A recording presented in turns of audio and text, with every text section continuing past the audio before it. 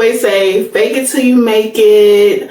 You have to be assertive, you have to be aggressive, you have to go to more networking events. And let me just tell y'all, none of that worked for me. And in this video, I'm gonna break all that down for you, so you don't waste your time on things that do not work like I did. Let's get into it.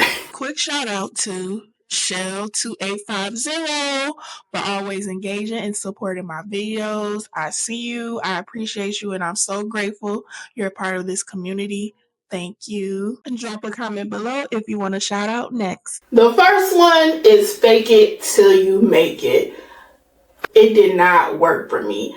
And honestly, I felt faking it till I'm making it. It just felt unnatural. It felt like I had on a mask. It felt as if I was forcing myself to be someone that I was not. And it was 10 times the work in trying to do that. And instead of pretending, I really had to figure out who Exandria was, who was I as a person, and who I wanted to be. The second one that didn't work was Exandria, go to more networking events, and that was it. First of all, I highly don't recommend just going to a networking event that says it's a networking event. It's important to have a strategy in choosing the type of networking events that you go to. That is one thing that was not shared to me. I would go to these networking events and I would feel like the eyeball out. There was no intentional connections being made that could help me in my career, that could help me in my entrepreneurship.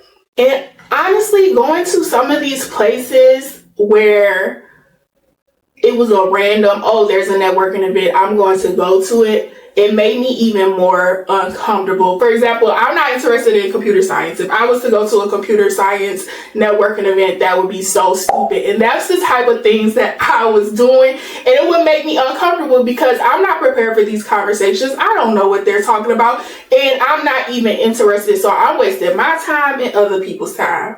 I learned that strategy matters through a lot of trial and errors of going to networking events that did not make sense for me.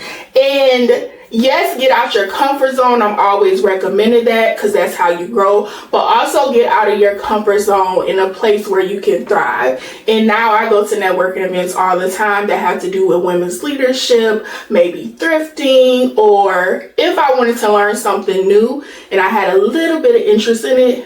Those are the networking events I look for, and that goes into strategy. Now this one you probably can relate to, especially if you are an introvert, if you are quiet, if you are shy. You need to be more assertive and aggressive, Exandria. You need to be more assertive and aggressive, Exandria, to be a true leader. That is what matters. Wrong. I would be doing this and it was not natural. Exandria is very passive assertive. That is where I thrive as a leader. Assertive aggressive is not me. It felt fake. It was fake and it felt forced. And realizing that you do not have to be the loudest in the room, I'm telling you, is your superpower. You do not have to be the loudest, rudest, angriest person to be a leader. You can be a leader within your introversion. And there are so many ways to do that. Go watch my video. I have a playlist for y'all to go watch so you can strengthen those skills and know what they are if you don't already as an introvert. I'll link it down below or somewhere up here, y'all. Another one was people tell you to attend the networking events, but they don't tell you how to prepare for the networking events. And that is one of the things that I want to say the tip, it really did not work, because knowing your strategy beforehand helps a lot with networking, knowing who you want to talk to, the questions you want to ask. Strategizing before you go to a networking event is so important. I always believe that you have to prepare, plan, and proceed. Prepare, plan, and proceed should always be your strategy with anything. In a networking event, especially as an introvert, you definitely need to prepare for. So if somebody says just go to that networking event and they don't give you the tools to do so, stop, and go watch my video about how to prepare for networking as an introvert strategically, and that can help you grow your career intentionally or even personally, entrepreneurship, whatever it may be. Code switching. Code switching, I do want to say that that is a deeper conversation, and I feel from my Black woman experience, code switching, society, no one ever told me, Exandra, you have to switch your voice so that people can be comfortable with you, in proximity of you. They are comfortable with you when you code switch. Society has told me that. And once again, no one ever blatantly told me to code switch. It's just something that was ingrained in me as a child growing up, and just seeing and witnessing even my mom, my grandma, the Black women and Black men in my family do it. Code switching is very complex. I do want to say that because, and when I say it gets on a deeper level, it does. Code switching can be a state of survival. I need to get this job. I need to pay my bills. I need to provide for my children. Code switching can be a survival skill. But one of the things which I thought was, oh, Exandra, you have to change your voice. You have to change your tone. You don't wear your natural kinky hair. No, I don't have to do any of that. I am fine showing up the way I am. I don't need to change my voice. I definitely feel so empowered when I do not change my voice. Now, I may slip up, but not as much as I used to. The one thing that actually worked for me was when I started accepting my introversion for what it was. When I started to accept that I am an introvert, I am quiet. I think before I speak. I am a deep thinker. And once I started saying and owning, like, I'm an introvert, I don't talk much, but when I do talk, I say it with power and I have a lot to say. It was just a game changer of owning that, because people will make you feel, or even society, I have experience where, I mentioned earlier, you got to talk louder, Exandra. You have to be more assertive. You have to get out there and do all of this. But why when it is naturally not me? So the shift for me, and the one tip, the hack that worked for me personally to grow my career, to put myself out there strategically, to make intentional connections to where I'm getting recommended for speaking events or opportunities are being emailed to me because people know me and they know me for who I am. And all thanks to God above else, embracing my introversion was the best thing I could ever do. Figuring out what I do best and taking it times 20, times 10, and just leaning into that instead of what people told me that wasn't good. I lean into it more and more. For example, my first career job, I was working at a detention center and working with at-risk youth.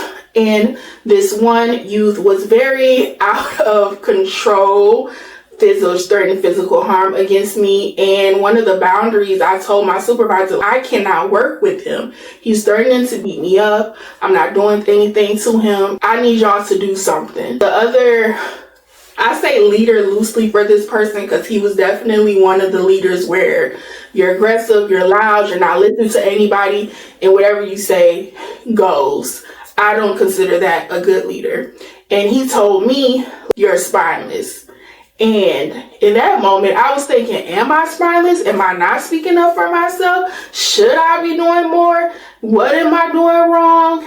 As soon as I grew into the version that I am today, Exandra, I learned that no, I wasn't being spineless. There was nothing wrong with me setting a boundary to protect myself and keep myself safe. That was not true leadership. True leader would have asked, what do you need to feel supported? What can I put in place so that you feel safe, Exandra? And what structure needs to be changed instead of calling a fellow team member spineless? That situation taught me two things that I wrote my notes down, so I'm going to forget. That situation taught me two things. One, I was not the problem. The issue was the system that only respected power in one form, loudness and aggression. Two, being introverted doesn't make you weak at all. It means you approach situations differently, and that difference is a strength. I wasn't spineless. I was just in an environment that didn't support my type of person. This was not an environment where I could thrive, and they definitely didn't know how to support it.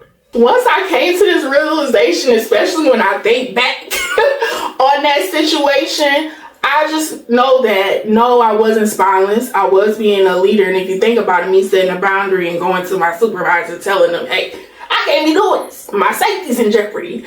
And embracing who I was, stop focusing on trying to become what society said I needed to be in order to be a successful leader. Like setting those boundaries, owning my quiet confidence, being strategic, and showing up in ways that align with who I actually am and who I am going to be and who God envisioned me to be. So, there are 3 things that I want you to do after watching this video, and that is, I want you to write down, number one, I want you to write down what you naturally do as an introvert. What comes to you easily? What makes you feel your best? And what environments do you notice that you thrive in that you're like, damn, am I an introvert? Because I was just doing a whole bunch of socializing. 2, find one networking event that you can go to. And remember, I said a networking event that you can thrive in. If you're a college student, look for some events that are on campus that align with what you want to do, or activities that you want to do, or where you are looking to see yourself go in the future. If you are in your career, I suggest looking on college campuses because sometimes they have community things. What's a meetup in your industry that you can potentially go to, and just make sure that you are being intentional about the networking events that you are going to. Be very, very, very intentional about the networking events that you are going to. And 3, before you go, plan your go-to conversation starters. I cannot stress this enough. My top 3 conversation starters that I absolutely love. They are tried and true for me every time I use them. What passion projects are you working on?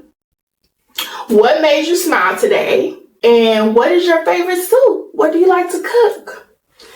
Not the generic questions of what do you do for work? Try those top 3. Having 2 to 3 solid conversation starters for myself, it just makes things go a lot easier, and you're not in your head thinking of the conversation or the scenario. These 3 questions I use every time, and it helps tremendously. Well, have you ever felt invisible at work or in a meeting or unseen? Share that with me in the comments below. And if you are looking for more introvert confidence building tips, watch this video next. Bye.